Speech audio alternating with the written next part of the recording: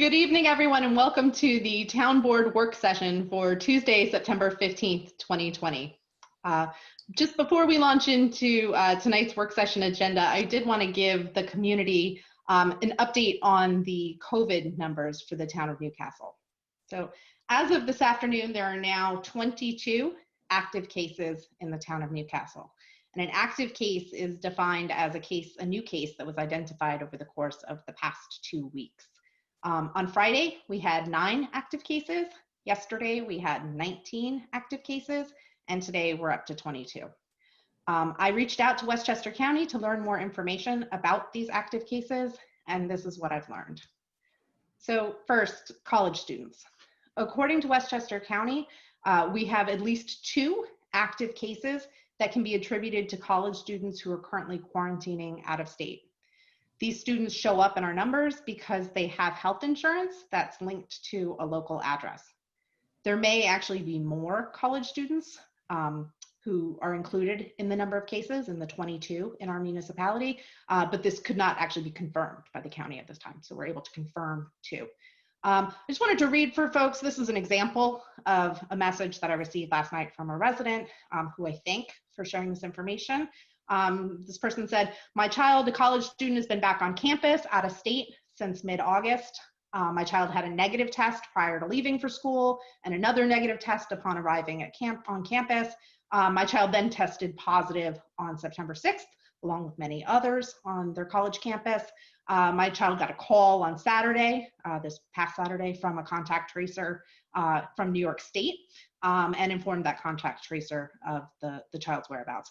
I would guess that there are others out there who are out-of-state students who are being included in the Chappaqua numbers.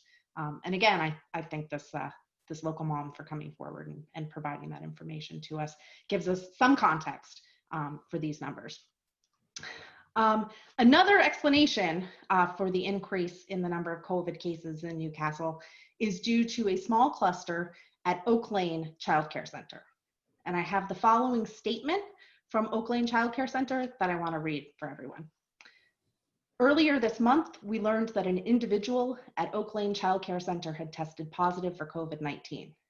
Upon learning of the individual's positive test, we immediately notified our families and staff, closed the center, and notified and began working with the Westchester County Department of Health in an effort to contain possible spread.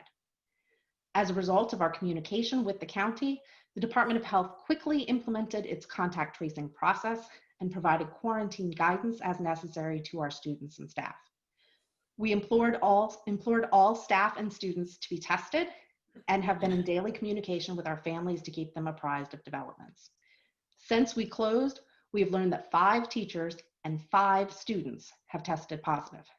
The Department of Health is aware of these additional positive tests and has provided updated quarantine guidance as appropriate. All of our impacted staff members and students are doing well and recovering at home. Nothing is more important to us at Oak Lane than the health and safety of our families, our staff, and our community. In an effort to protect everyone's well-being, our center will remain closed for another week with current plans to reopen on Wednesday, September 23rd. Our building has undergone a thorough, comprehensive deep clean, and we are requiring staff and students to provide either a negative COVID test or a copy of a release form from isolation notice for those who've been previously tested positive before they can return to the center.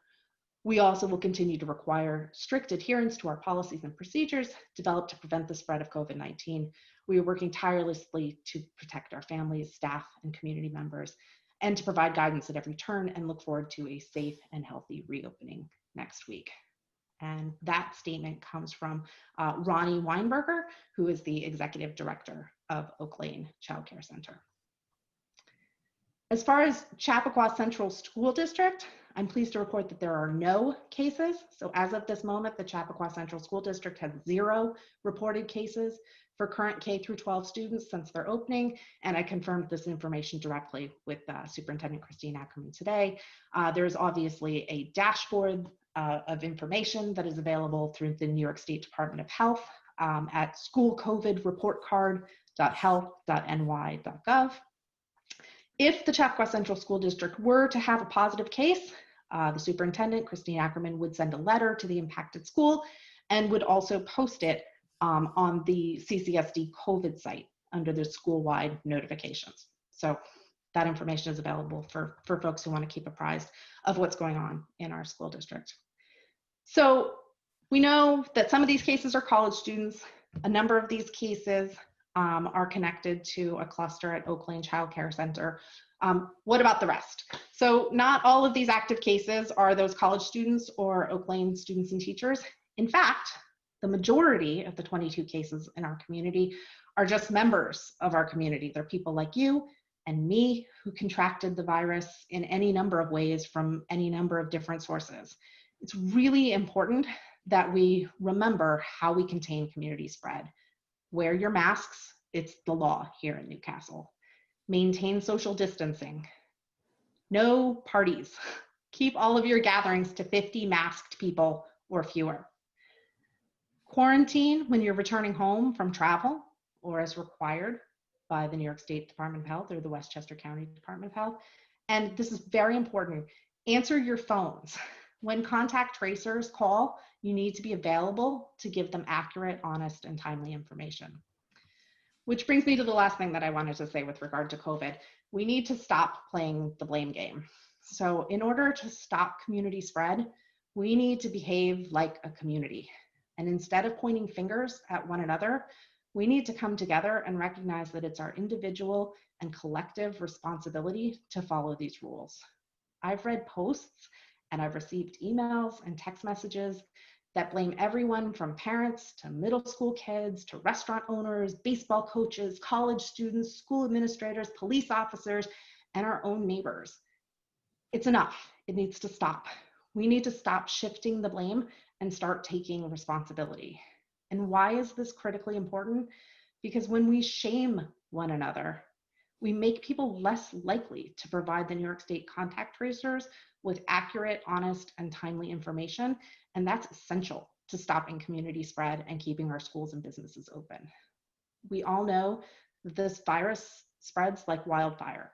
And until a vaccine is found, we're only able to contain and not eliminate the virus in our community. There is no shame. There is no shame in contracting COVID. And we thank those who've come forward to share the information with us that can help to contain the spread. They demonstrate a deep love for their neighbors and for our community. And today in particular, we thank Oak Lane Child Care Center for being a good neighbor and a friend to the town of Newcastle. So that's all for me. I don't know if any of the town board members want to weigh in on this. Okay. Those are my announcements for the top, Jill. So I'll let you jump into agenda item number 1, which is Rob Deary's financial update. All right, Rob, all you. Thank you. Good evening, everyone. I met with you back in April to discuss our financial situation. And at that point in time, there were a lot of unknowns. We made some projections and the outlook wasn't great at that point in time. There was a lot of unknown revenue sources, mortgage tax and sales tax, chief among them, that we just didn't know where they were trending. We have a little more information now. We've had a few more months to go through some of the expense categories, and now we can project a little bit better news. We still don't appear to be trending towards a surplus for the year, certainly, but certainly better news than we had a couple months ago. So I'll just start out by saying again, the town's finances remain very strong. We have in excess of $40 million in the bank. That's in large part because our tax collection for town and county sits at 98.65%. So in what we would term a normal year, we would be just a little over 99% right now. We're never 100% collected, but we're usually a little over 99%. So we might be 0.5% off, which is pretty good considering everything that's happened this year. In the analysis that I provided for you and that I'll go over tonight, I display what the original budget for the year was, where we are year to date, what I forecasted in April, and how I've changed my forecast as of September 11th, which was last Friday. Obviously, I can't go through all however many hundred budget lines that we have, but I've chosen the largest ones that would have the largest impact on the overall budget. I did include several budget lines that in April, I didn't make any projection for, either good or bad, just because we just didn't have enough information at that point in time. I've now included that in this analysis. So we'll talk about the revenues first, and we definitely have a clearer picture of where that's headed. I think when we talked in April, I was yet to receive even the first payment. We've now received 2 of the 4 installments from the county for that. We have originally budgeted that budget line at 3.3 million. Other than property taxes, our largest single revenue source in the general fund, certainly. We sit at 1.664 million right now. It's like almost exactly 50% of the budget. That's pretty good considering the second quarter was the worst quarter so far. I have seen the county projects numbers. They show me what was collected versus last year. They don't show us exactly what we're going to get from that.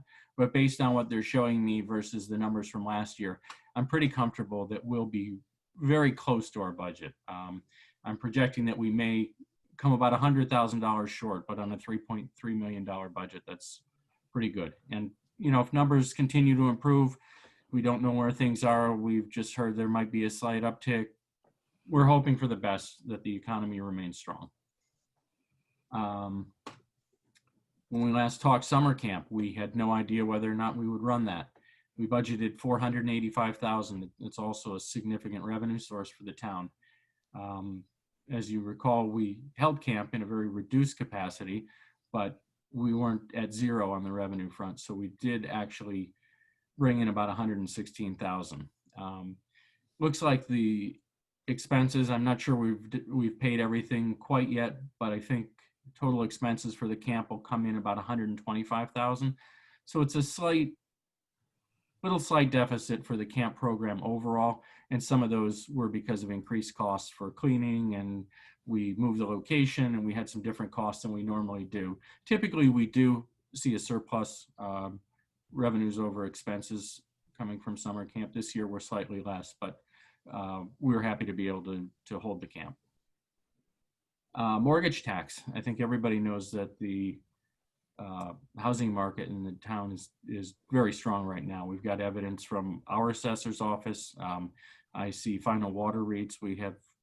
They're coming in handfuls a day.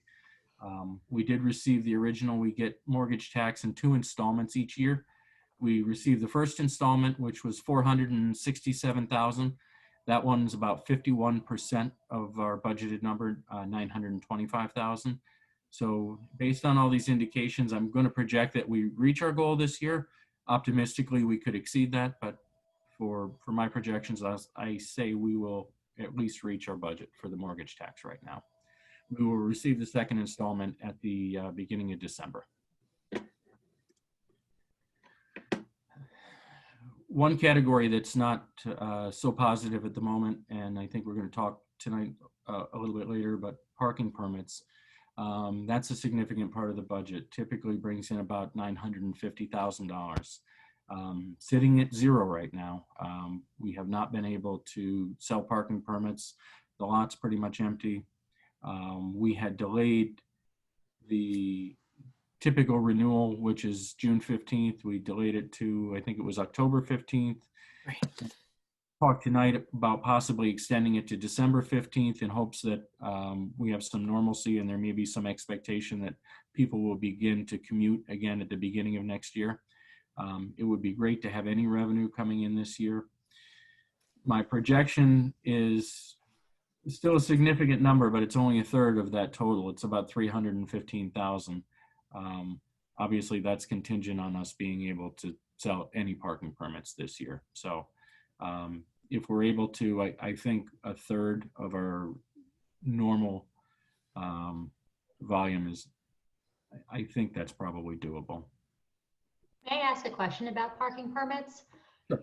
So historically with parking permits, it's, you know, if we're moving it to December, is the calendar year for the parking permit just going to be December? Is that going to just shift in entirety? Yes. So Yes.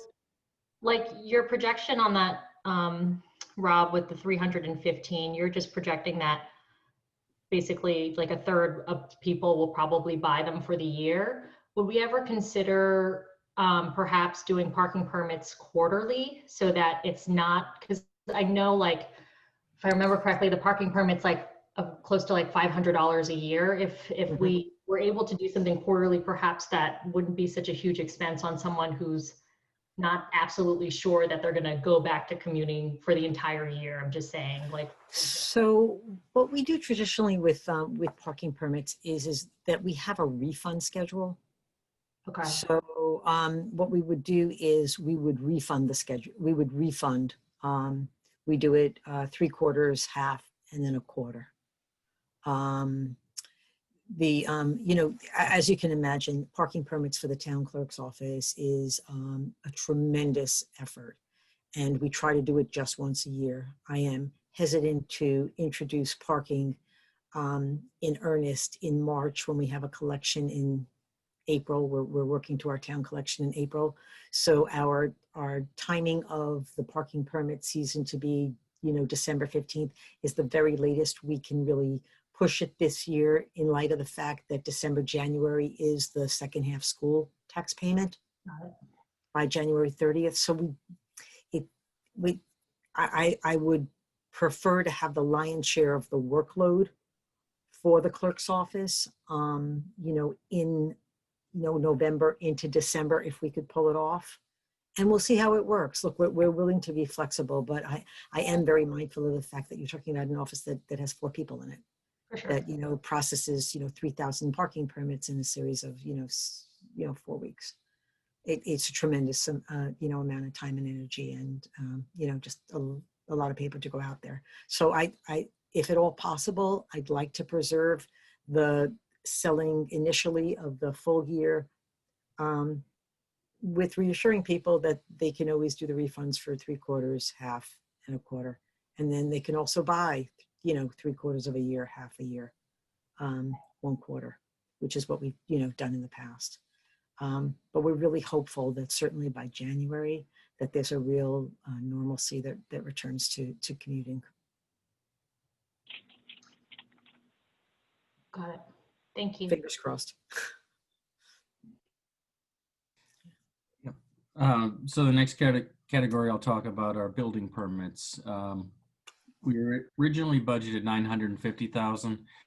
While the activity in the building department, and they really were operating through this entire COVID shutdown. A lot of them were working from home. They typically had a small presence in the office, but work was continuing and permits were continuing to be issued. But in spite of that, it does look like we're going to fall short of the building permit goal just based on where we are today.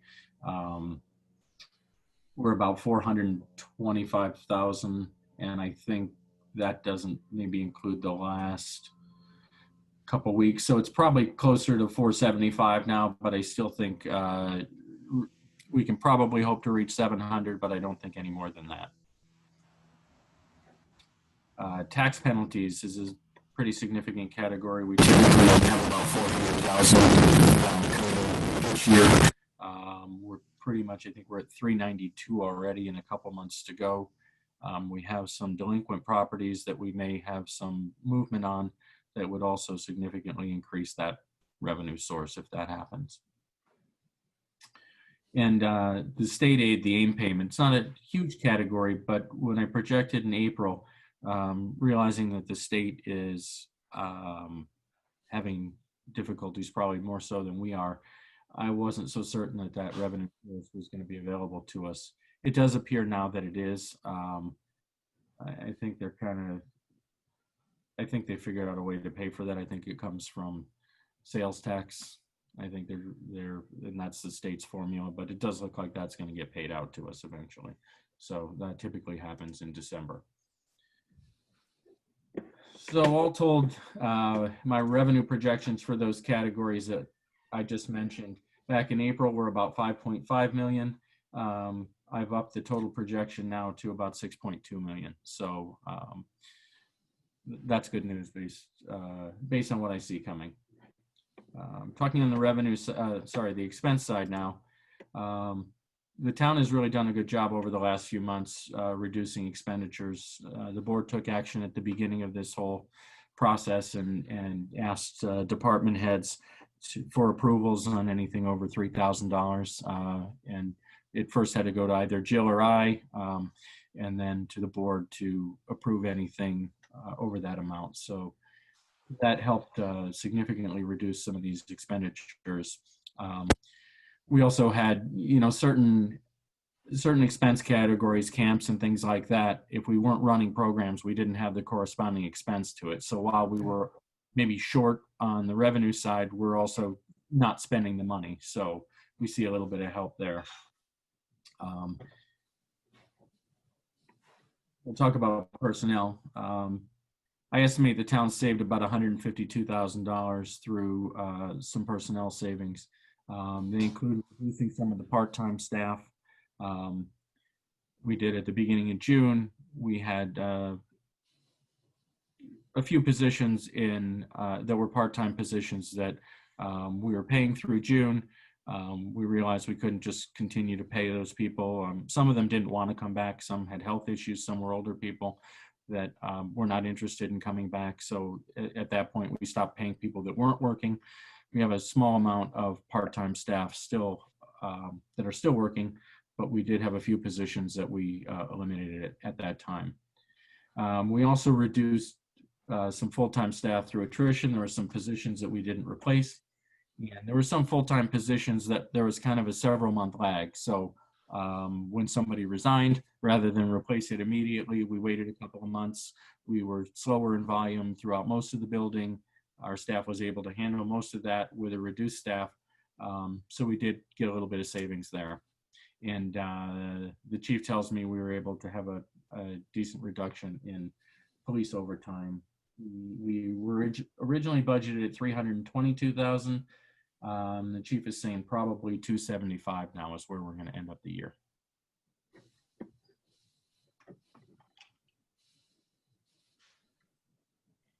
The recreation department, I mentioned before, it looks like we'll save about $291,000 versus what was originally budgeted. Summer camp, we talked about operating with a reduced staff and with reduced programming.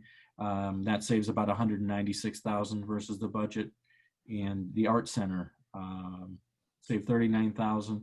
And our co-sponsor programs, those are the kind of 80-20 split that we have with kind of the outside instructors. Those expenses are going to be reduced by about $56,000. A couple of the other categories that fall under the town board's purview, the town board consulting line, the master plan consulting line, and the town board special projects. If those aren't spent this year, they haven't been as of yet. They will be placed in the budget for next year. But if we don't spend them this year, we'll realize $110,000 worth of savings there. Some savings are coming from the assessor's office. We had originally scheduled the software upgrade to be completed by the end of 2020. That cost was $32,000. That's now not going to take place until next year. That money will be budgeted again next year, but we will realize the savings this year. It won't be spent. The town typically budgets $100,000 for tax certs and tax refunds. After conferring with the assessor's office, he doesn't see any large settlements that will come in this year, and probably no more than a total of $25,000 in that line. So we'll save $75,000 there. And one benefit of the parking permits and the metered parking that we're not using, we save close to $30,000 in credit card fees on the expense side that are associated with the pay by phone app and the Loop machines. Okay, those are all the topics for the general fund. The general fund for those categories in April, I project about an $841,000 savings total from all those lines. And there might have been a few I didn't mention, but total savings from these expense lines. That includes the contingency as well. I didn't talk about that, but the contingency of $150,000 is included there. Just touching on a couple areas of the highway fund. In April, we didn't know where we would be with CHIPS. We've come to understand that we will receive we're guaranteed 80% right now. We're hopeful of 100%, but we're guaranteed 80%. And the state did also offer the Extreme Winter Recovery and Pave New York funds. Those aren't guaranteed typically.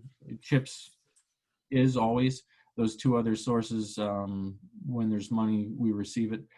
So it looks like we can estimate about 80% of the total figure is about $252,000. And, on the other side, I haven't changed the estimates I gave in April based on the snow removal season at the first part of the year. We're going to come in significantly under in salt, snow plowing over time. And that will save us about $200,000 in those two categories.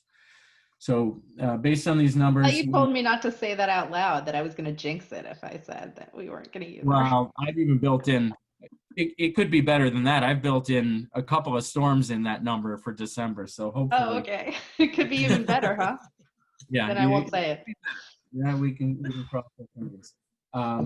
Does look like I recommended back in April that we possibly reduce the road paving if we didn't think we were going to get the CHIPS money in. Since we are getting the CHIPS money in, I would recommend that we fully restore the full amount of the paving that we had, which was about 1.1 million.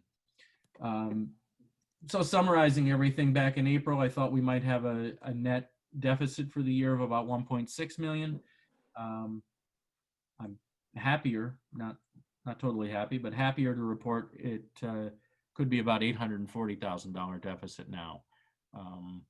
Sales tax figures continue to come in, and mortgage tax is better than budgeted, and that's possible. That amount could be reduced as well.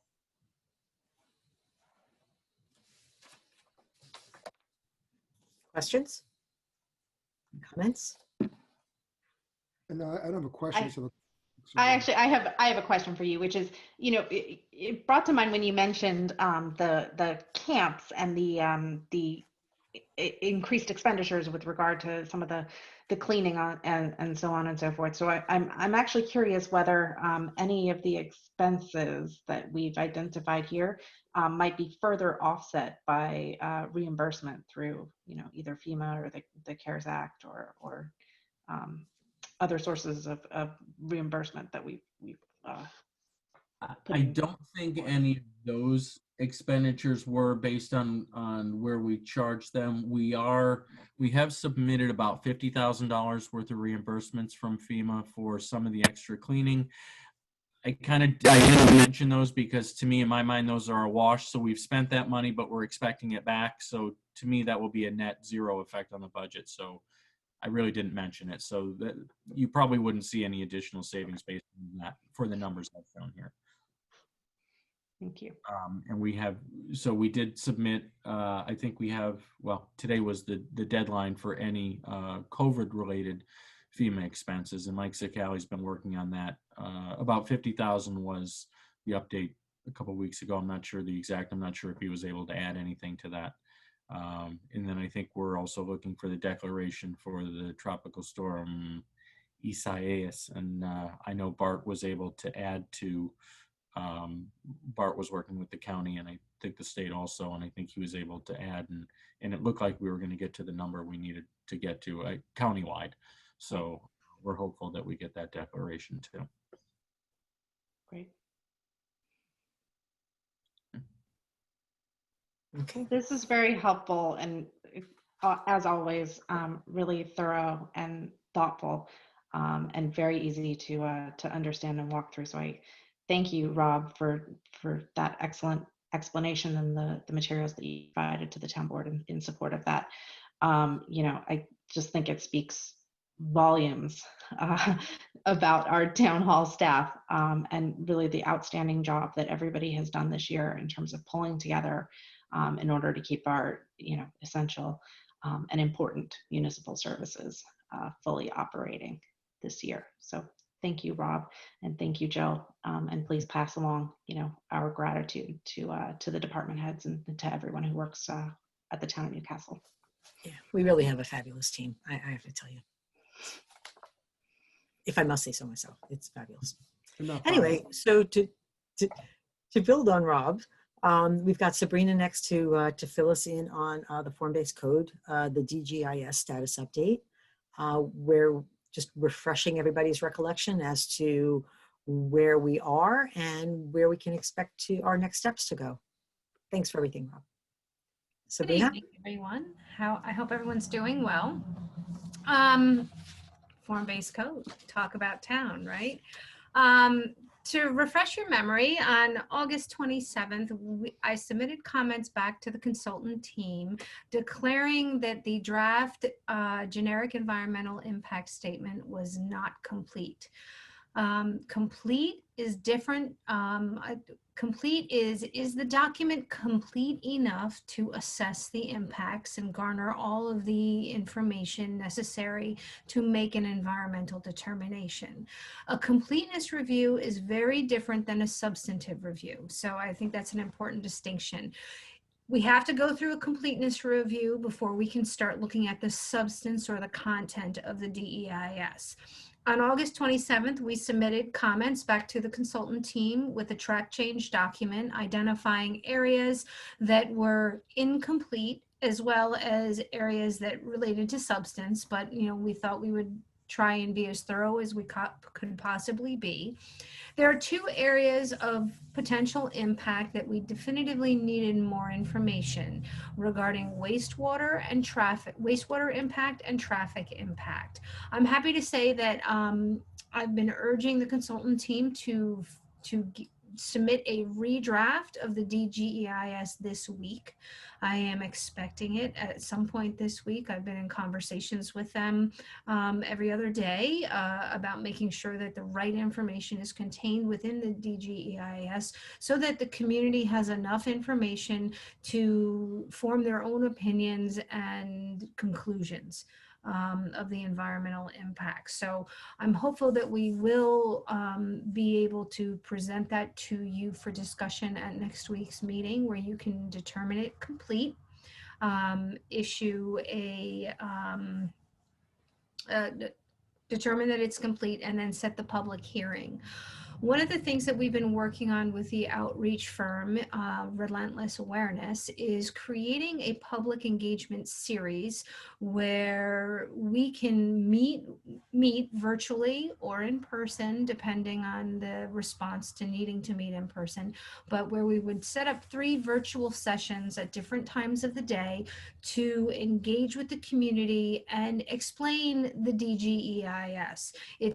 A session to hear their comments on the DGEIS, but really to provide them with guidance on how to read, interpret, and assess the areas that are most important to them.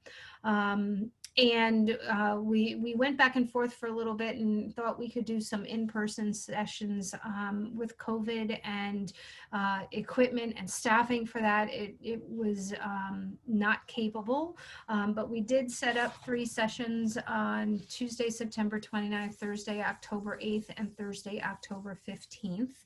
I provided Relentless's announcement for that, and I'd like to get your support for that so we can publish it and let people know today or starting tomorrow when those sessions are. The thought was that if there are people who do want to meet in person, that I would make myself available to meet in small groups in town hall for folks to come in and hear all about it. So with that said, if everybody has seen the notice, I would like your go ahead to publish that.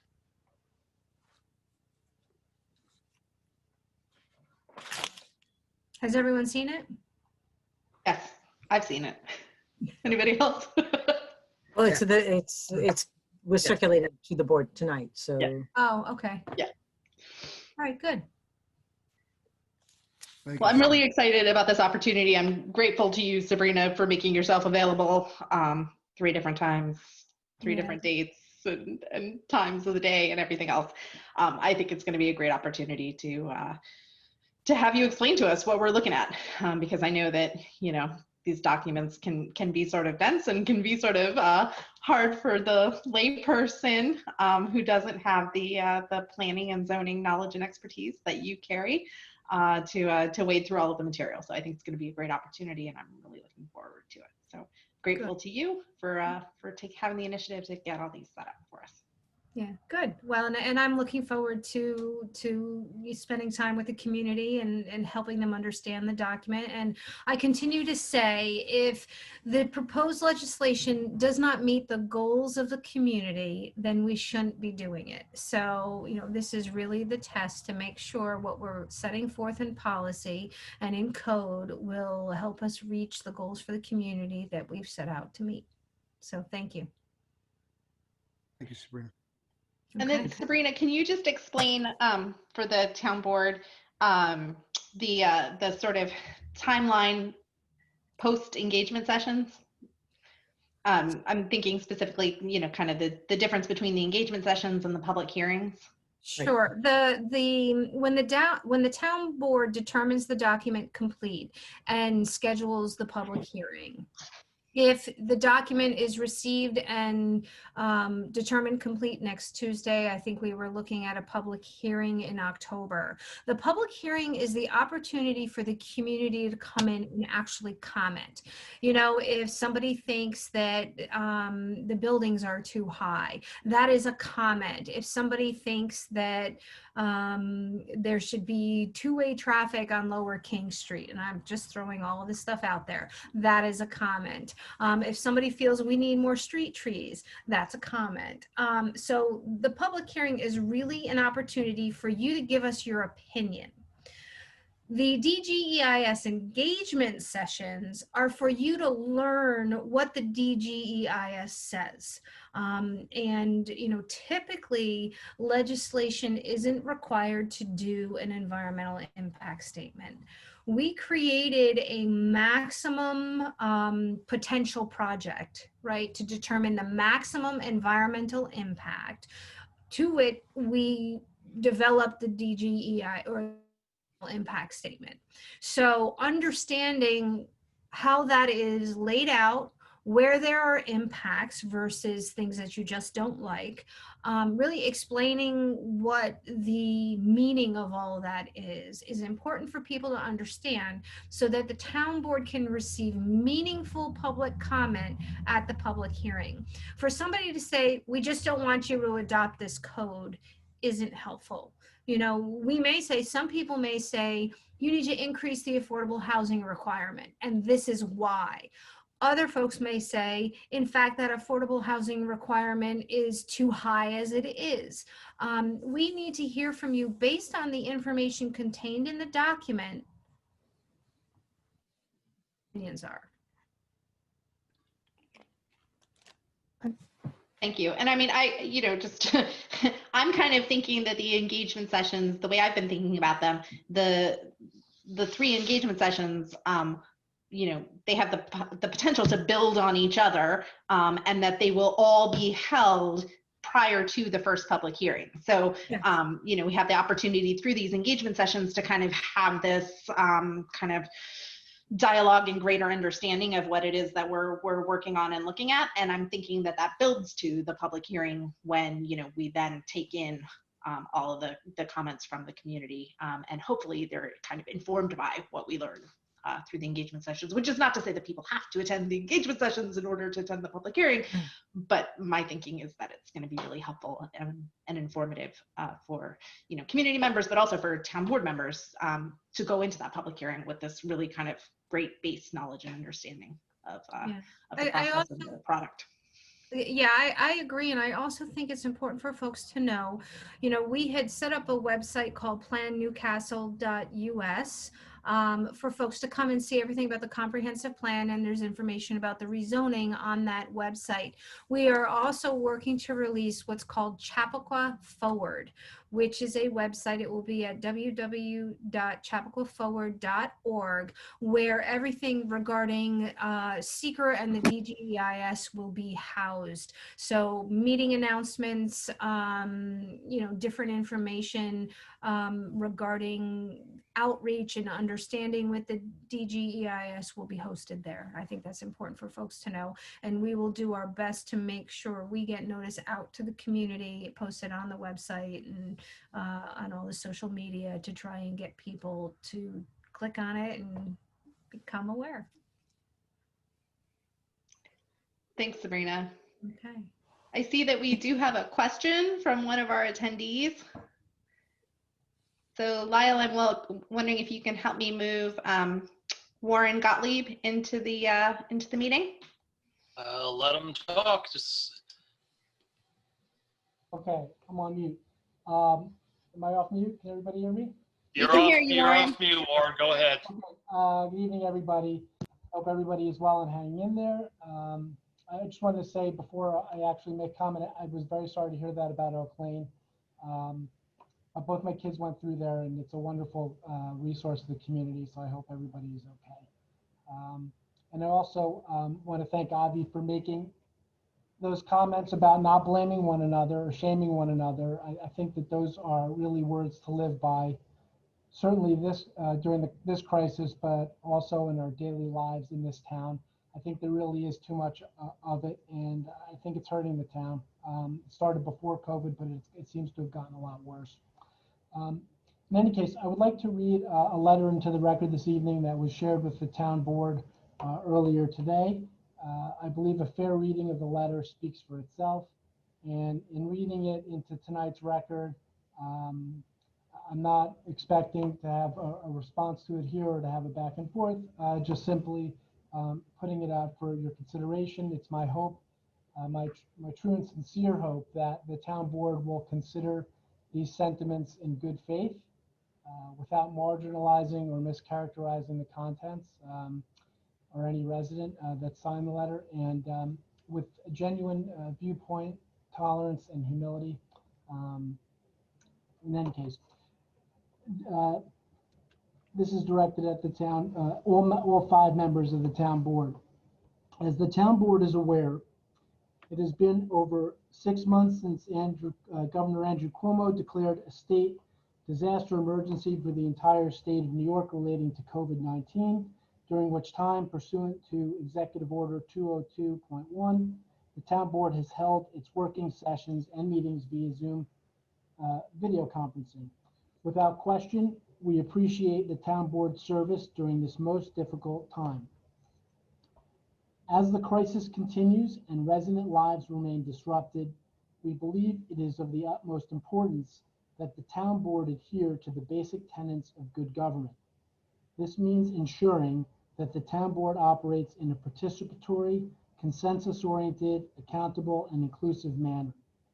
To this end, we ask that the town board refrain from proposing, advancing, and/or passing any material, non-emergency legislation from the date of this letter, which is September 15th today, through and including 120 days following the expiration of the state disaster emergency declared by Governor Cuomo on March 7th, 2020. An illustrative example of proposed legislation that should be held in abeyance during the current crisis is the form-based code, a proposed rezoning of the Chappaqua Hamlet assembled pre-COVID-19 with little resident input other than public outreach in 2014. We are living in an entirely different world than the one we did just 6 months ago, let alone 6 years ago.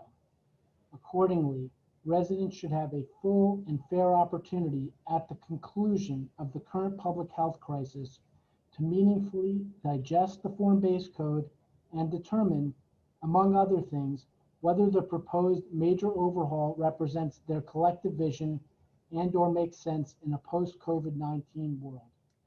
In short, the current environment simply does not permit the level of engagement and outreach necessary for the town board to evaluate the form-based code in a genuinely participatory, consensus-oriented, and inclusive manner. With the above in mind, we ask each and every town board member to pledge to refrain from proposing, advancing, and/or passing any material, non-emergency legislation from the date of this letter through and including 120 days following the expiration of the state disaster emergency declared by Governor Cuomo on March 7, 2020. The current crisis simply does not permit the level of informed civic engagement required to meet the standards of good government. Thank you in advance of your time and consideration. Very truly yours, Greg Bresner, Suzanne Chasin, Susan Comey, Chris Dalrymple, Thomas Dunn, Eileen Inferna Gallagher, Warren Gottlieb, Chris Hildebrand, Tara Casal, Lynn Lambert, Sean Moranis, Jim McCauley Jr., Chuck Napoli, Dan Presnici, Mara Van Fleet, and John Yavnovsky. Thank you very much. Thank you, Warren. I want to respond because we actually responded, or Ivy responded, I responded as well in a letter, and some of the things that I want to address that are simply not accurate, and want to make sure that there's no fallacies that are sold as truths. First of all, we agree with you that the tenets of good government are what you say they are, and to that end, we have been open, we have sought consensus. There has always been accountability, and this is a process that's been going on for some time. Unfortunately, as we all know, just in general, whether it's a presidential election, a local election, participation sometimes lags behind, and you don't have everyone's voices, even if you reach out, for example, again, just to get elected. I think in this past election, there was maybe 4,500 votes and a voting populace of around 12,000 people. That all being said, there's also some things that are not accurate. And we, in fact, have been engaging the public since well after 2014. And if you'll bear with me for one moment, when I go down and I look, and this is something that I sent to you, just for the sake of the community and people who watch this, November 27th, 2018 is when we initially sent out this RFP. We ultimately awarded a bid in April of 19. I won't go through all of the dates, but we kicked this off in part with a meeting with the chamber in Millwood and Chappaqua on May 22nd and 23rd of 19. Since that time, there have been literally dozens and dozens and dozens and dozens and dozens and dozens of work sessions and town board meetings. Not that this was in all of them, obviously. We've had meetings with specific groups and community members, Ted Holmes, Eric Nicolaisen, Vinny from Village Market, and other people in the community. There have been public engagement sessions, and they're both done in the day, back in July of 19, in the day and in the evening. There's been notices sent to various groups who may be interested parties about what's going on, from the zoning boards, the planning boards, the New State Department of Transportation, Chappaqua Central School District, Chappaqua Ambulance. So there have been countless days that we've had events or outreach or public work sessions, and we send this out with regularity by any way we can, whether it's by email, whether it's on social media. We are always making people alert as best we can and reaching out so that people can be involved and can be aware of what's going on. Unfortunately, again, I say, as I said before, I wish more people were involved. I wish more people were like you, whether we agree or not, because we sometimes don't agree, we sometimes can agree, but I wish there was more action from people who are passionate about an issue, because we take that all into consideration. And I just want to be clear, and I don't know if you are asserting that, but that's what we have done since Ivy's been supervisor, and that's what we did when we were dealing with this when Rob Greenstein was supervisor. We've been open and public about this, and to assert otherwise would be disingenuous. And that date that you give of no involvement since 2014, I can't let that date stand as the perception, because that's simply not reality, not even close to reality. There is a lot more to go, and I'm glad you were here and some other people are here, because this was already on the agenda before we got your letter about having this conversation about more public outreach above and beyond, and we're doing things that don't need to be done. And as I said in my letter to you, I fully recognize there are going to be people who despise this, there are going to be people who love it, and there are going to be people more or less in the middle or just don't want to be involved.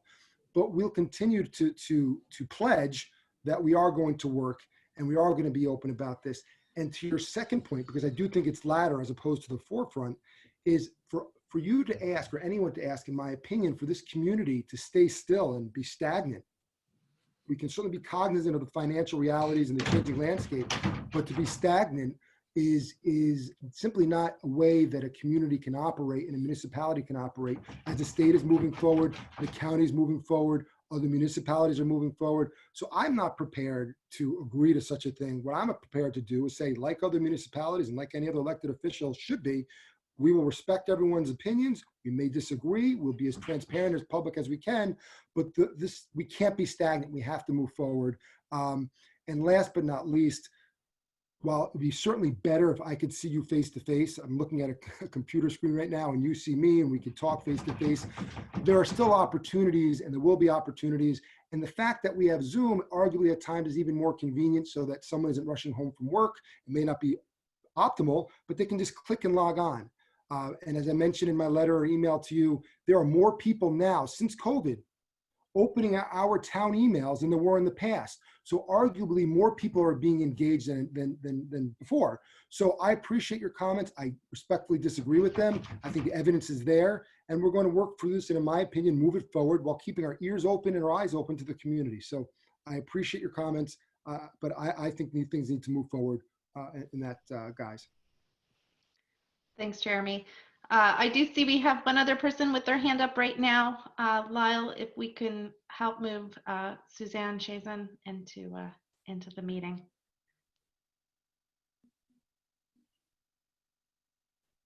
Mute. Hi, can you hear me? Hi, we can hear you, Suzanne. Oh, hi, Ivy. How are you? Good, thanks. I'm going to do this extemporaneously. Just to go back a few points that Jeremy just said something very important. He just said more people are engaged now in Zoom and paying attention than they ever have before. So if you follow that logical notion, which is very possible, and I don't say that's not true, is it quite possible that more people are suddenly becoming aware of issues locally because they do have the time, because they're not necessarily going back and forth on a train, because they are working remotely, because they are Zooming, that some people may not have known all this stuff, may not understand that we're not talking about a small thing here. We're talking about major surgery on the town. And I'm about to be going into some major surgery soon. And I can only tell you that when you're dealing with major surgery, the first thing you ask yourself is, do I have to do it right now? Am I going to have the world collapse if I don't do it? I realize that the town board has been doing this a long time, but sometimes when you're doing something, you think everyone knows about it. I can tell you that until Warren Gottlieb told me about it at a farmer's market, maybe 8 months ago, I'd never heard of it, never heard of it. And then when he first told me, I said, oh, okay, it's some sidewalk changes and some facade changes. And I can tell you that many of my neighbors say the same thing. Also, I'd like to point out that I'm a little confused here because Sabrina Charney just said that if we go to these meetings and we don't like it, that the community still has a chance to say, hey, stop everything. But I don't sense that from the board. I sense this is a little like back when they were doing the building up at Chappaqua Crossing, when they said, oh, we want to hear the community engagement. When the community came in and said we want to engage, they wanted to tell us why we should love it, not why we have problems.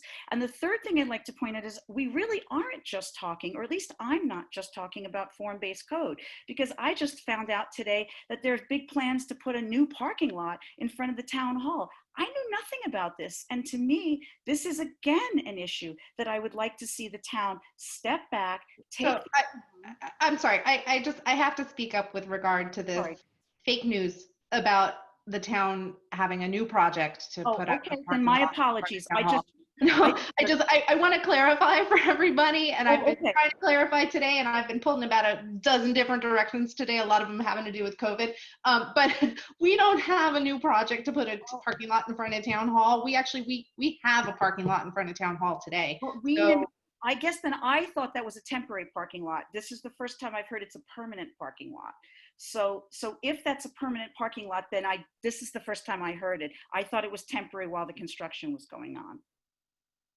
So no, it's never been a temporary parking lot.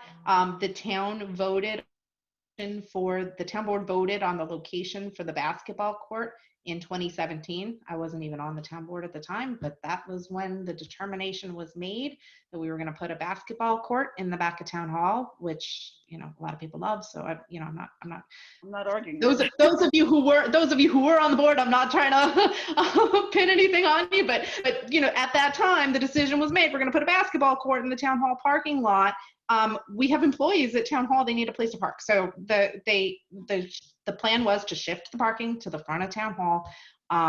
For 3 years between 2017 and 2019, the front of town hall was used as a staging area for our construction activities that were happening downtown.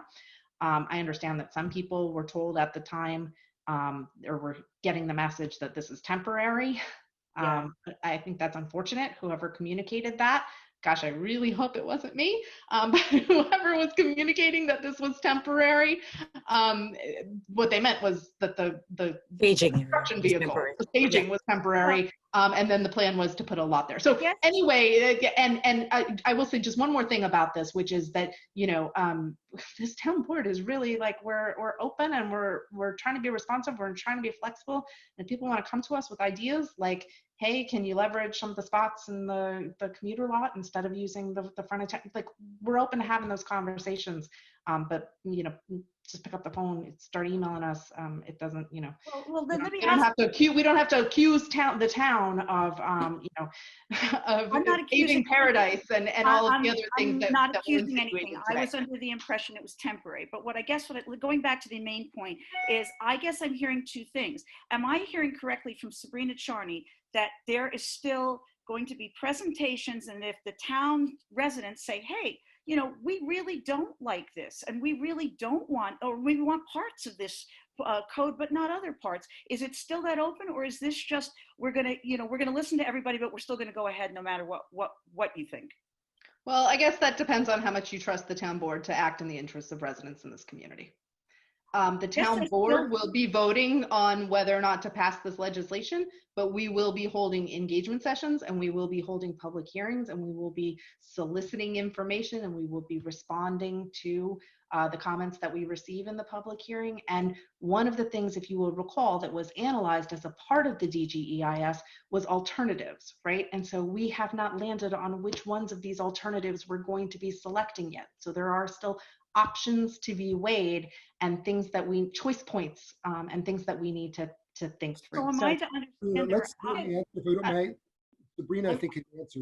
Yeah, I would like to clarify that. It's not a matter of if you don't like it, they won't do it. It's a matter of the form-based code was developed to achieve certain goals of creating feet on the street, goals of creating a diversity of housing, goals of creating not only a diversity of housing, but housing at different price points, goals of preserving our downtown, and I can go and list them. If the form-based code, the actual code itself, doesn't help us meet those goals, then we have to change that code to help it meet those goals. It was our best solution to create the form-based code with certain requirements to help us meet those goals, to enable diversity of housing, to enable new commercial space. If the code doesn't help us do that, then we are no better than what we are doing today. So if you have comments regarding the standards and the requirements in the code, then we want to hear them. I can't tell you whether or not the town board is going to vote yes or no. They are going to listen to what the community says. Because we can't tell you that either at this point. We need to have these engagement sessions, and we need to have these public hearings. And to that point, we have 3 engagement sessions. We have multiple public hearings that are coming up. This is not actually one of them. And so I want to give people the opportunity to be heard today. But I also want to, we have a rather extensive agenda. So, Suzanne, I just, to the last point, why are we moving this forward at this time? And is this important at this time? I think it's critically important that we explore what our alternatives are to help our downtown. We have 17 vacant storefronts in our downtown today. This is a viable way for us to reverse that trend and to act in the best interests of this community. And we want to get it right. And so, that's why we're doing the engagement sessions, we're doing the public hearings, and we're going to be weighing all of these alternatives and continuing to have these conversations. Tonight is not those public hearings. So, I see that there are more hands up. I want to give people an opportunity to be heard, but this is, again, not the public hearing. So, I'm going to ask Lyle, can you move Lynn Lambert into the conversation, please? Okay.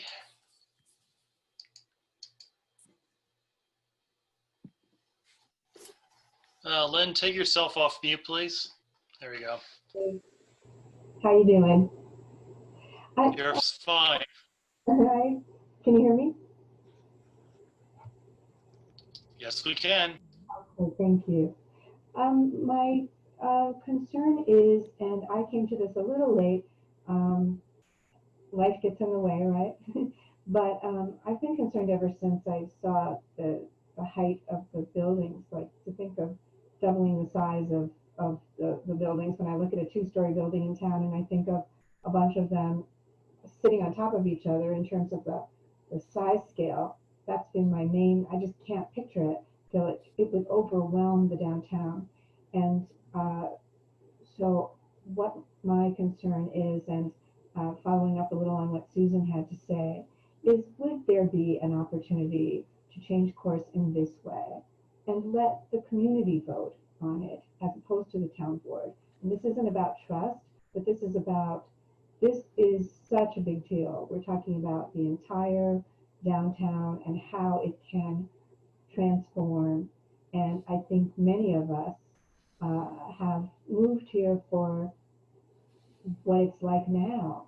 And the idea of its transformation and not having an opportunity to vote on what that transformation would look like just doesn't feel right. It's not direct democracy, which I would prefer. And I'm wondering if that might be taken up. Thank you very much. Thank you. Lyle, we have one more comment from Chuck Napoli. If you can bring him in, please. Okay.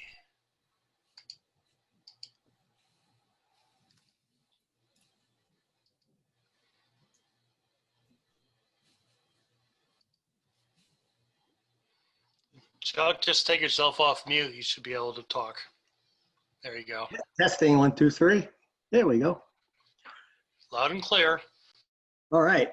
So I'm talking to a dog here, right? A picture of a dog. That's not you, Lyle. It's my better half. All right. So I'm used to seeing another face on the screen. But here's not a solution. This is not a fix. This is not a missing. But this would be a real good time between now and whenever the legislation is adopted, that we could test the current coding as is against the wisdom of the community that supposedly created this need and this concept. And we don't have alternative concepts yet. I heard Ivy mention there might be some alternative concepts. I think it'd be a great time to open up the possibility for people to look at alternative concepts. Somebody should come up with them so that we could judge them, because most people, can't really relate to the absolute basis of the form-based code, and that is the public space, the civic way that's created by the buildings. And we're talking about trees, yeah, we're talking about spaces, we're talking about scale, but in the end, we have to, in this form that you actually vote on, create the legislation that becomes the new law, has to totally represent what the people way back in 2014 asked for. And I think nobody's seen that for a long time, and nobody's seen your regulating plan translated into a physical plan. So if there were 2 or 3 physical plans that you could put up for us to evaluate, I think everybody could probably get a better idea of starting a conversation or communication as to what they like, what they don't like. And most importantly, then you write the code based on what we say. So really what's missing still is a physical plan. What's missing to get that physical plan is a public design workshop that every single form-based code process has. Sometimes they last a week, sometimes they last a weekend. Jeremy, we had 1 million meetings, but not one public design workshop, not one. What you've done is showed us what people have come up with, but you haven't asked what the people came up with. Other people came up with it, your consultants, and maybe a few people on your committees. But what did the real people say? That 252 participant gathering way back in 2014, what did we come up with? I don't think it was what you're showing us now. So I need to see more plans, more physical plans. And thank you so much for taking my call. I have to tell you, I had some open heart surgery. The doctor gave me 20 more years to live on this heart. And so I'm back in the game, and I'll be around for 20 more years. So I want to make this place look great. And I think I need the people to help me make it look great, including you, this board, this legislature, the rulemakers. You've got the police power to do it, but please, please let us help. Thank you very much. I'm done. Thank you. Okay, thank you all. So Sabrina, thank you for joining us. I think the description of the engagement sessions looks great. I think based on the comments and feedback that we received tonight, it sounds like we've got some good things to discuss and review at those engagement sessions, and I'm really looking forward to them. So thanks so much. You're welcome. Good night, everyone. Bye. Okay, next topic is discussions of post-tropical storm Isaias. Am I saying it right? Close? Isaias. I'll get it right yet. And our next steps. We have had some preliminary conversations with Con Ed, and we would like our community and the full town board to have an opportunity to talk to Con Ed as well. A little bit of feedback as to what may have been improved after the storm and how they might do better next time around. We were looking at the 13th at one of our board meetings.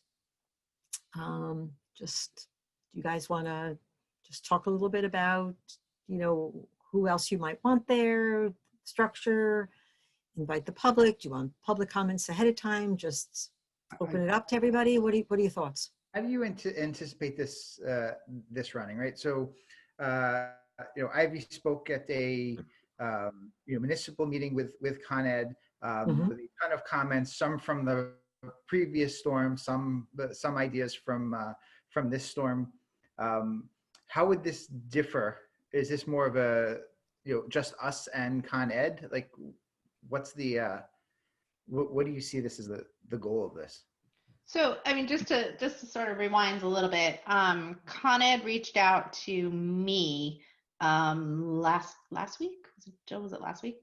And just sort of said, we want to have an informal conversation with you about sort of the storm response and get your feedback on it. So we had a conversation. I pulled Jill into the conversation with me. We had a conversation with Jane Solnick, who is, I'm going to mangle her title, but she is the executive who oversees government affairs for Con Edison for all of Westchester County, a very senior executive within the company. So we had a conversation with her and with her team. And in the course of that conversation, what sort of came to light for me is that she doesn't really need to hear from me because she hears from me all the time. We ought to cut out the middle woman and allow her to hear directly from the community. And all of the emails and Facebook messages and posts and texts and calls and every other way that people were communicating with us during the storm and in the aftermath, we, the town board, kind of took it on the chin for Con Ed over and over again. And we got to hear from residents, and that's our job. So I'm not complaining about that, but I do feel like, Con Edison ought to be accountable to our residents directly and not just through us. And so my thinking was that we could organize an opportunity, which we could do at a sort of town board meeting as a public hearing that would allow our residents to come forward and to share with Con Edison their feedback and their thoughts on the experience that they went through, what they went through, and their hopes for what Con Edison will fix going forward. And the So cable. that's loosely what I thought, but I want to hear from everybody. Hi, Jason. Jeremy. No, Jason, I'm going to interrupt Jason. You done, Jason? My only comment on this is, I hope we will be able to be productive, right? Because it's very easy for every one of us, on this town board, in the administration, and every resident to use it as a complaint session. It's just an easy thing to do because we were all very angry during at Con Ed's response. So I'm open. I just don't know how we make it productive. I think first of all, I think we should have the cable companies too, because they failed miserably as well. And I do think that having it real time will be difficult because we think maybe some opportunity for real time, but I do believe that questions should be submitted in advance because we also want to weed out repetitive questions. We may have the same question asked 18 different ways, but the same substantive question. So it'd be really helpful if we did it that way. So I think advertising it as we will, I'm sure, is important. But also, I think that they should hear from the rest of us too. And I know that you and I and Jill, and more so you and Jill, were on these phone calls, but they weren't the real forums with the other municipalities for us to air our concerns. And I think this could be possibly a forum for that. But I do believe that whatever the public engages should be structured in advance with some opportunity for live engagement as well.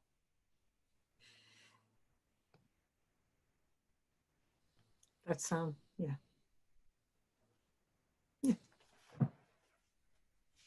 And you know what? I've talked to Nick about this, and I've mentioned this here before. This may be my opinion, and I'm not.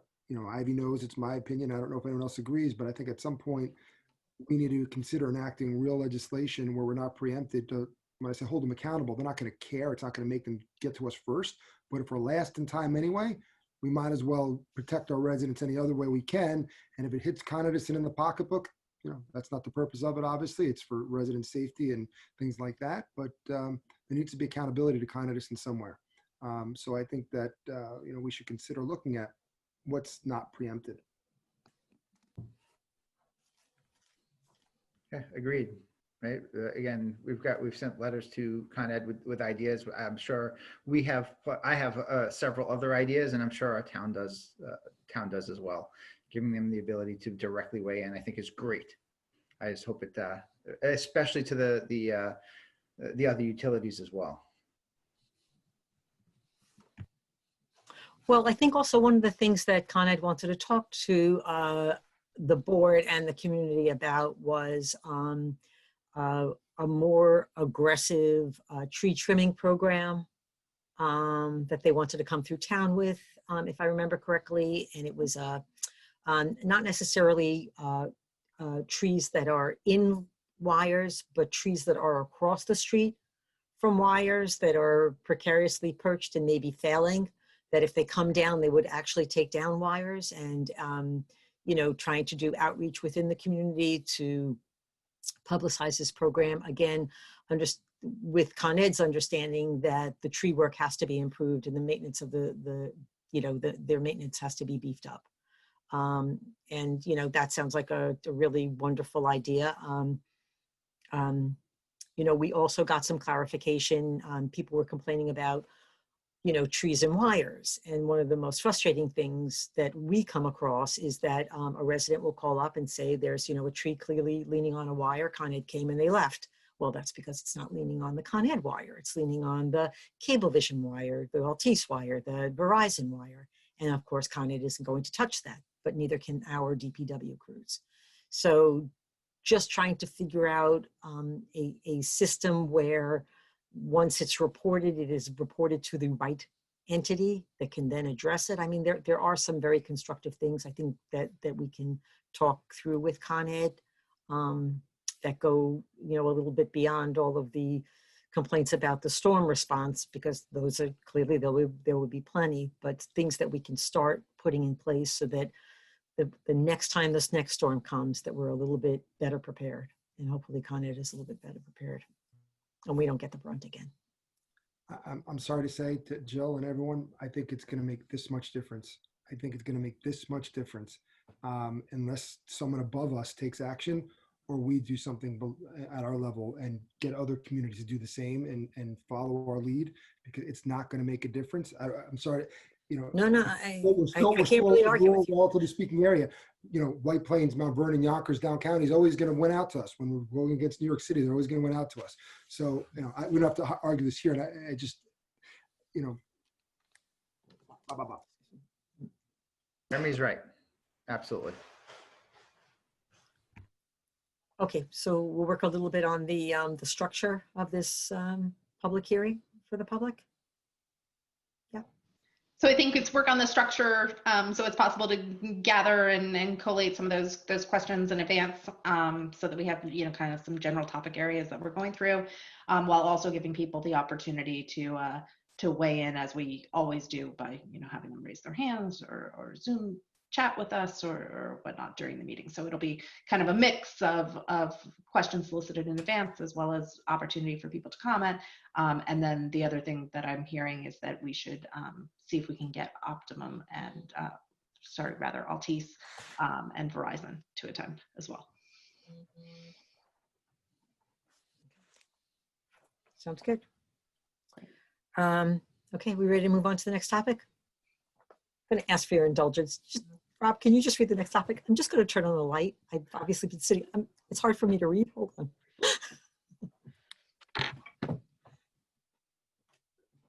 All right, the next is the partial bond release request for One Sutton Farms.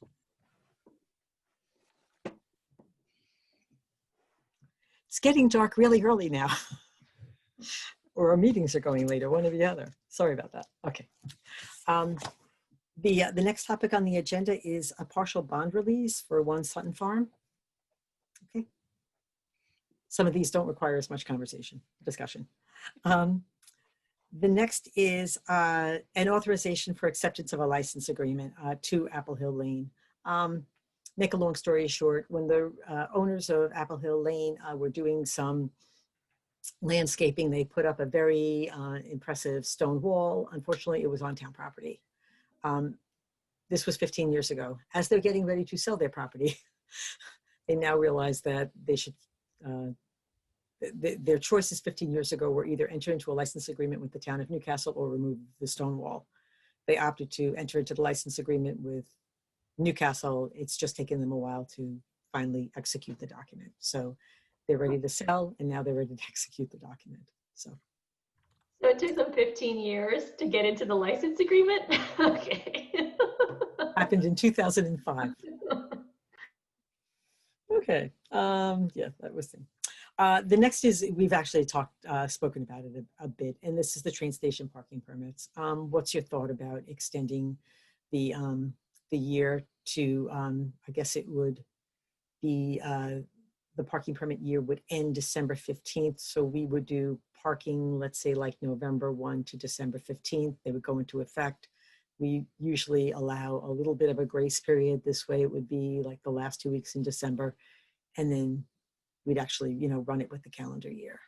Does the board think that that's something that, you know, they can abide by? Okay, great. Thank you so much. Okay. Christina, does that work for us? That works. I just, you know, we discussed it earlier, just kind of like that end of year, just people maybe away and things like that. Right, right. So, and we don't have the interns, but we're not gonna have the volume that we typically have either. Right. So. Yeah. Okay. We'll make See it how work. it works this year. Yeah, I think so. Thanks so much. Yeah. The next is authorization. Before we move off of that, Jill, Sorry. one of our attendees has their hand up.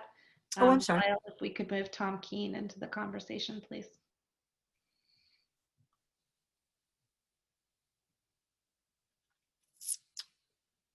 Tom, you should take your selfie. Yeah, there you go. Hi, everybody. Thank you very much.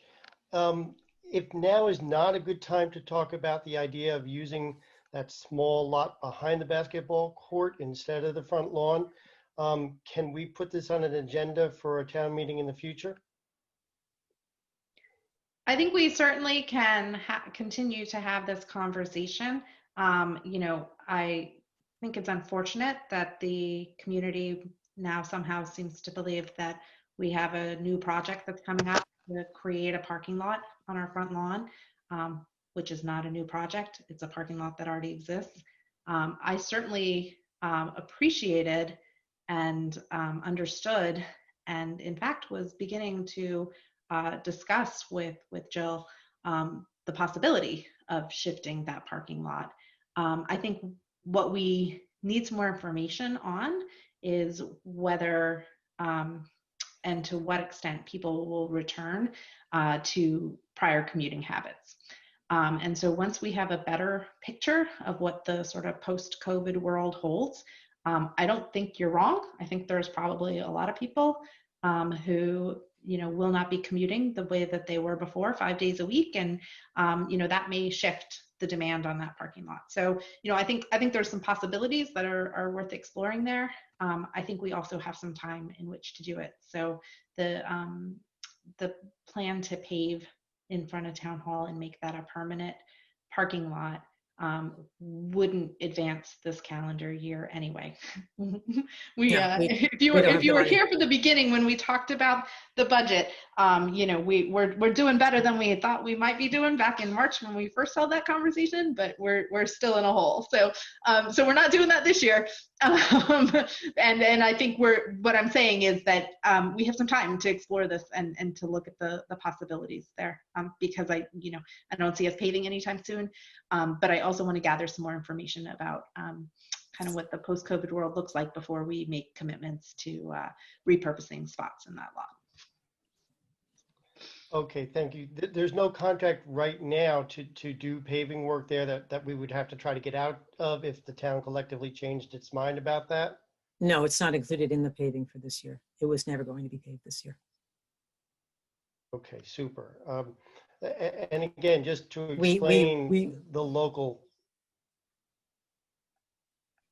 sentiment, someone has actually just helpfully pointed out to me that it was in the basketball court contract.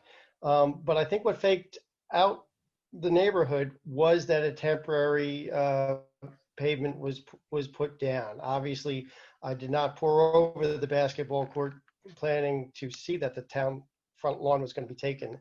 And apparently nobody else did either. So I'm really encouraging people to keep this very civil, and I appreciate that you guys are doing that as well.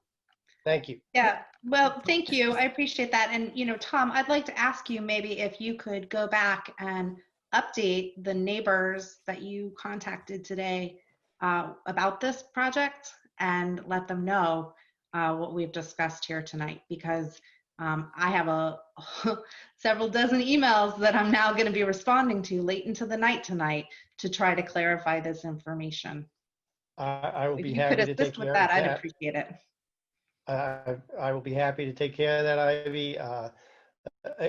Again, because of what's happened at the library and at other places, by not acting, we woke up to construction, or stayed up all night to construction. So I just didn't want that. I didn't want to be inactive and act too late. So maybe I acted too early, and I apologize for that. I'm glad that it's not in contract. I'm glad it's not something that would be difficult for us to get out of at this time, and I'm happy to spread the word around the neighborhood. Okay? Thank you, Tom. I appreciate that. Ivy, can I just make one general statement before we continue and close this out?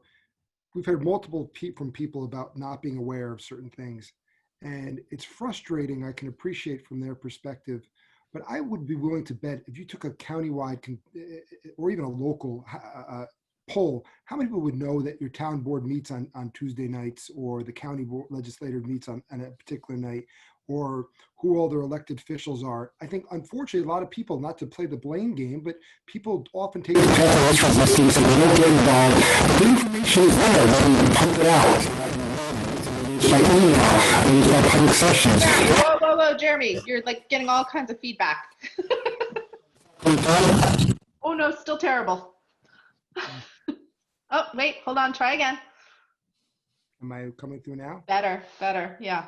I saw Jill's face, so I thought you were just looking at me like I was talking. So the point what I was trying to say is, yes, we always have to make people aware and do our part to make people aware. But people also have to do their part to participate and listen and pay attention and read. Just like, I mentioned before, in the election, what percentage of people are elected? What percentage of people vote? How many people know that we have meetings on Tuesday nights, or what's going on? So we do take responsibility, but other people in the community and larger have to pay attention to and be involved. So it's upsetting that people are angry and frustrated, are having piecemeal information, so we maybe have to do a better job too. But this is not new. This has been on a long time, and people need to be involved out of the gate and try to make their efforts out of the gate. So I just say that because it's frustrating that it seems as if we and the past town board, whomever it may be, are holding back or not giving the right information. And that's simply not the case. So we can disagree about the substance, but the information is there. Okay. Thanks. Okay. The next item on the agenda was a request for authorization to use town property. The PTA would like to be able to use the Gedney Pavilion as their rain date location. The school district has now allowed them onto school property, outside school property, to do their family photo day. But if it's raining and the weather's inclement and they can't be actually outside, they're not allowed in school buildings. So this would be for a rain location only for family fun day. Is that okay? The next is request for authorization to award the request for proposals for professional engineering services for the above ground petroleum bulk storage tank and equipment. Sorry, a lot of words. We currently at DPW have buried oil tanks for our gas dispensing. They're not leaking right now. We'd like to move them above ground and include the possibility that they will leak in the future. And so we went out to RFP, and DPW is recommending that we, oh, I'm sorry, that's the boilers. I'm sorry, do the engineering services to Lyro Engineering for an estimated cost of $53,740. Okay. And that'll be on for approval next time. Any questions on this? Sorry. Then the next is for new boilers at the Millwood Water Treatment Plant. And this is for the removal of the existing boilers and the installation of new boilers to Carey and Walsh for the estimated cost of $405,000.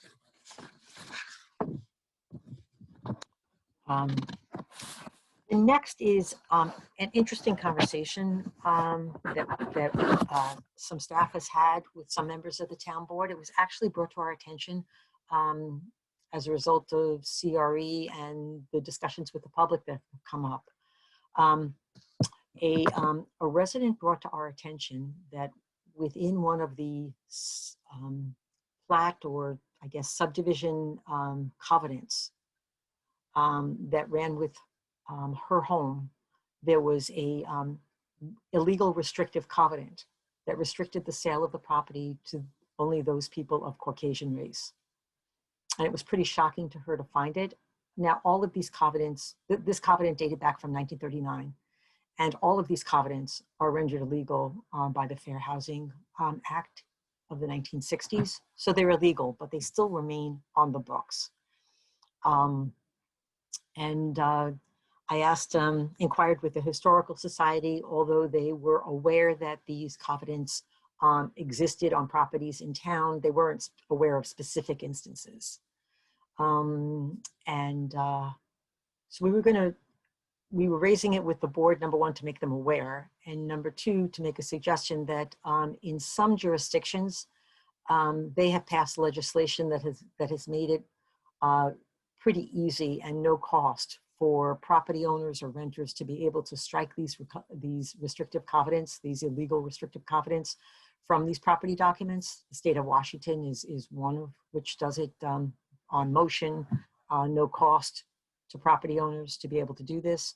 And this is actually something that is not currently done in New York State. So I was wondering if the town board, or perhaps, something that we would raise with CRE to take and write a letter in support of this type of legislation to our local representatives to try to have these actually stricken. Nick, is there anything you want to add on this?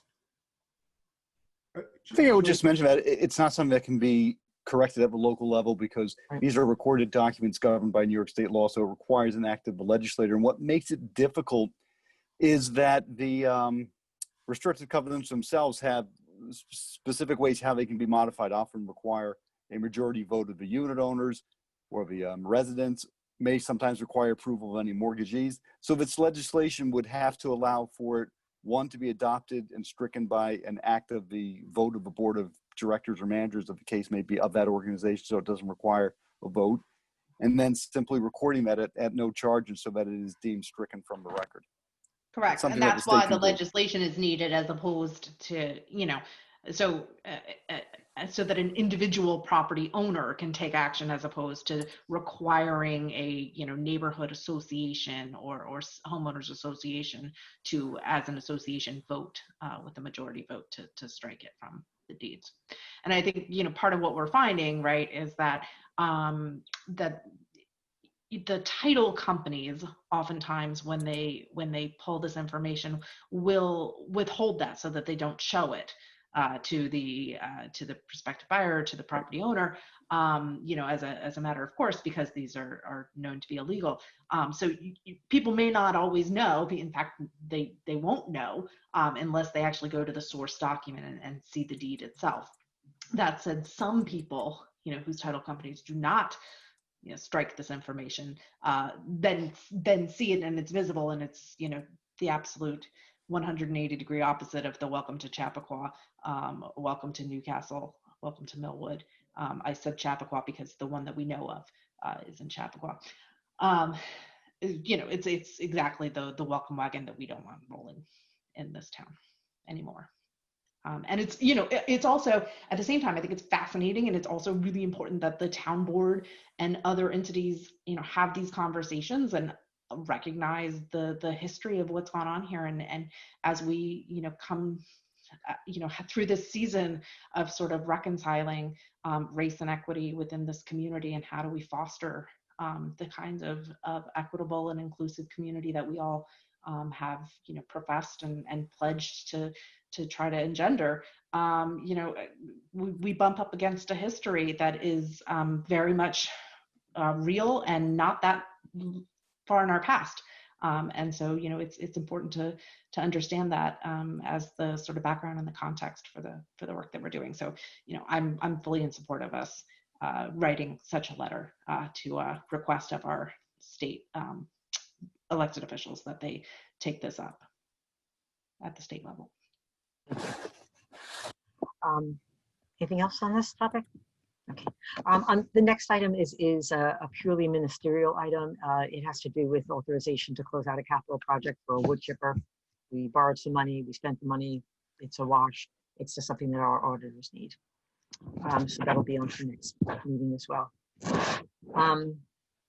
The next is a request for authorization for an additional payment for repairs for our horizontal grinder. It appears that every meeting I come to you, I'm once again talking about additional monies for the grinder.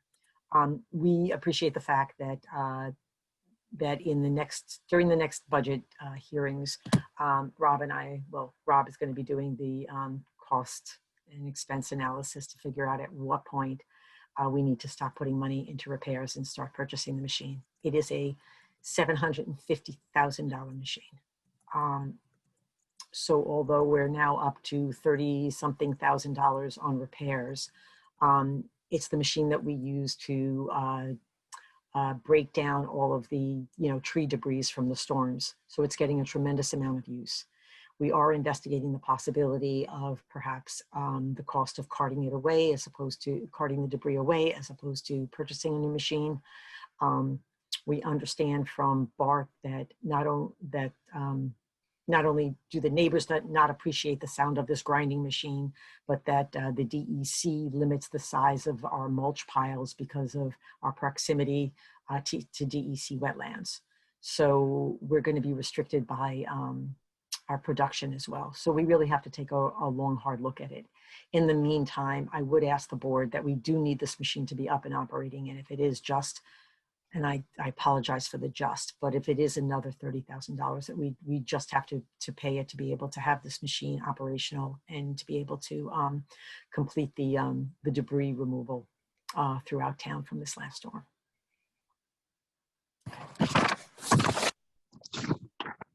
I just hope in the consideration about the sort of replacement, and the sort of carting it off versus doing it on site, it would be interesting, I think, to consider this either as a shared service, either one that we could consume or offer, just to understand what neighboring municipalities are doing. Yeah, Bedford actually has an interesting setup where they donate the land and a private entity takes and actually grinds their debris for them, but actually at a significant price. So we'll be taking a look at them. One of the things that we're going to come up against is that we are not part of the county refuse consortium. And a lot of our neighboring communities are. So part of this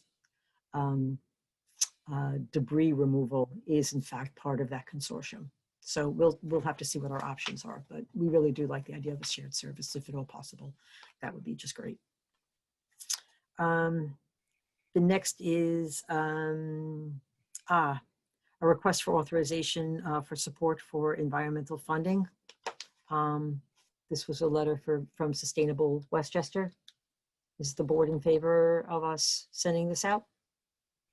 Good with it? Okay. The next is an SPCA 2020 contract. It just runs, Christina, am I correct? It only runs from September through December of this year? Yeah. As you know, the SPCA is under construction. So we are required to have an agreement with some entity that will take stray dogs, cats that are found by our animal control officer. Drew Gamos had some comments on the original contract. We've since heard back from the SPCA. They have accepted all of her comments and have incorporated them into the contract. So, Christina, I do believe that Samantha needed this contract signed sooner rather than later. So we are going to ask the board to approve it this evening with the revisions accepted. Yes, that would be great if they could. The state, as the administrator said, the state requires that there is a contract in place to accept the animals. And at their last visit, there was actually a comment that we hadn't had one, but we hadn't had one because the SPCA wasn't ready to offer one for us. And now we are, and we're hoping you can move on it. We just received it, I think, yesterday or today. Yeah, that's right. We're all good. No, yeah. It's a good thing. All right. And then the administrative items of just the payment of claims and the adoption of minutes. Regarding the community center roof, Nick has to do a little bit of homework. He's going to get back to us tomorrow so we can figure out what our next steps are on that. Okay. And there are just some resolutions. Christina, Lauren, were those sent around? Yes? Okay, great. Anybody want to take them? Want to start? Would you like me to read them? All right, since everyone's silent, I move to approve the payment of claims in the amount of $500,937.81 listed on the summary pre-check writing report and detailed voucher detail report each prepared September 11, 2020. Checks will be issued and mailed to each claimant on Wednesday, September 16, 2020. Second. All in favor? Aye. Aye. I move to adopt the town board minutes from September 8th, 2020. Second. All in favor? Aye. Aye. I move to adopt the following resolution authorizing a license agreement for 2 Apple Hill Lane. Now therefore be resolved that the town board of the town of Newcastle hereby accepts the proposed license agreement to permit the continued maintenance of approximately 95 linear feet of stone mason retaining wall within the right of way of Apple Hill Lane, as shown in the survey annexed to the license agreement and subject to terms and conditions set forth in the license agreement, subject to any minor modifications acceptable to the town attorney. Be it further resolved that the town board of Newcastle hereby authorizes a supervisor or duly authorized designee to sign the licensing agreement along with all other documents necessary to effectuate the purpose of this resolution. Second. All in favor? Aye. Aye. I move to approve the final payment in the amount of $29,970.81 to Stronghold Industries LLC, 5 Civil Court Homes, New York, for repairs to the Peterson 4700 horizontal grinding machine. This amount represents $4,020.81 increase over and above the estimated time and materials figured approved at the July 21st, 2020 town board meeting due to additional floor rot that had not been visible when inspecting the equipment for the original estimate. Second. All in favor? I move to authorize the hiring of Irene Jackson to the position of administrative intern within the town clerk's office at the annual salary of $51,612.66, Group 4, Step 1, effective September 21st, 2020. Second. All in favor? Aye. Aye.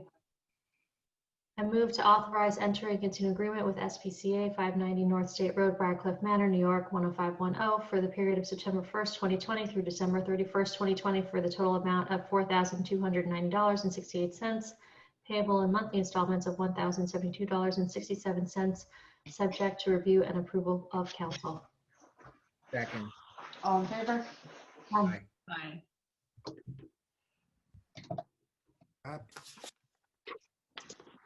That it? That's it.